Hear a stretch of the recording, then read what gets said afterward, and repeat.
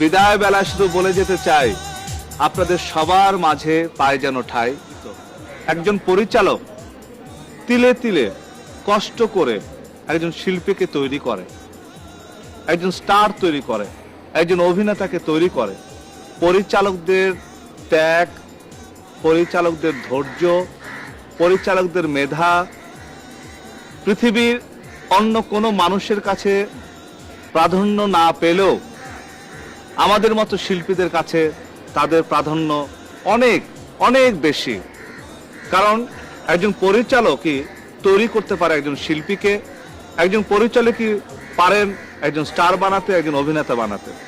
তো সবশেষে আবার আপনাদেরকে শুভেচ্ছা জানাচ্ছি এবং আজকে এই অনুষ্ঠান যারা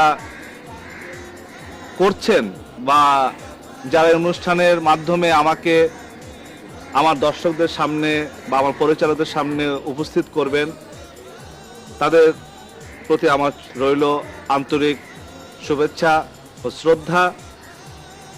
আজকের মতো আমি বিদায় নিচ্ছি।